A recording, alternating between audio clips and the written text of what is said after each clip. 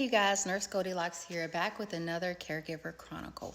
So I wanted to discuss the case that happened back in February in Florida where the autistic kid, he's 17 now, I don't know if he was 16 then or 17 then, where he attacked the teacher. The video was going viral.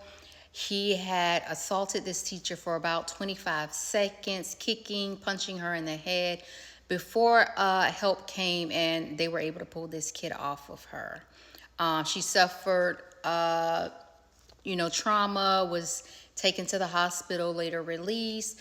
Well, fast forward till today. Most recently, this kid is now in court.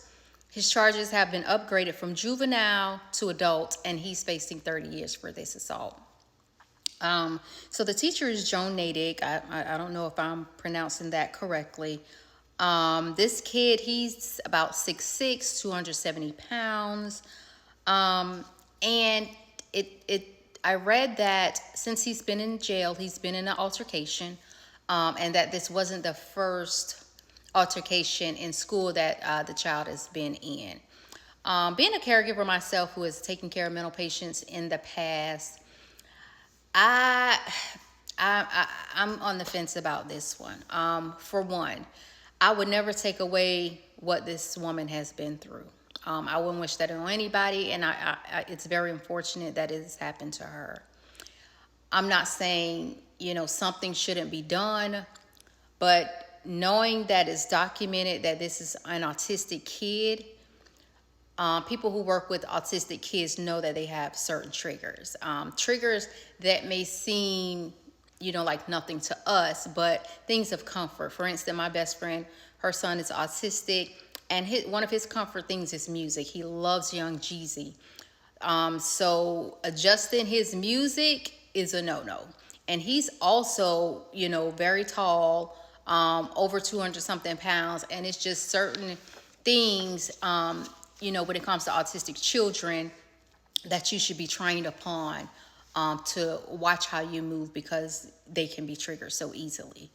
I don't know how advanced his autism is, or, where his mind is as far as age goes.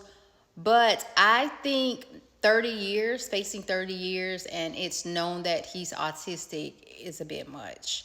And that's just my opinion. It's fine if you don't feel this way. I guess I want to know, at what point do we decide what's mental illness and what's not? Who does it apply to, and who it doesn't apply to? And I just don't feel like this is a case where a clearly documented kid should be facing 30 years for the attack. I know it was gruesome. I feel like help should be given, and that he should definitely be treated as a mental case. And, I don't know how the teacher feels about it. I don't know if, she's on board with, what he's facing. I'm sure she's devastated. Her family is devastated, and they feel like something should be done. But I think there needs to be more training when teachers are in this situation to see like the patterns, maybe call security before you approach kids in these circumstances. So I just kind of wanted to see what you guys think about this situation. Do you feel like it's befitting for him to be facing what he's facing? Should there be, different types of interventions to address this situation? And before I go, let me show you a picture so you can get an idea of this young man. So there he is. He clearly, to me, his face looks like a teen, but he's a large guy. I know, appearing very intimidating. But again, we have to take into account that, his mentation. So just looking, from the outside, I don't know, how this teacher feels. I don't know the history. I don't know the actual, detailed diagnosis of his particular case.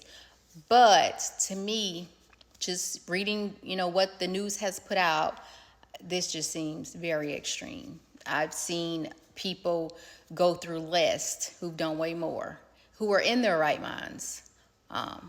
So yeah, anyway, just, drop your thoughts in the comments and we can, debate and see what you guys feel about it. So yeah, let me know.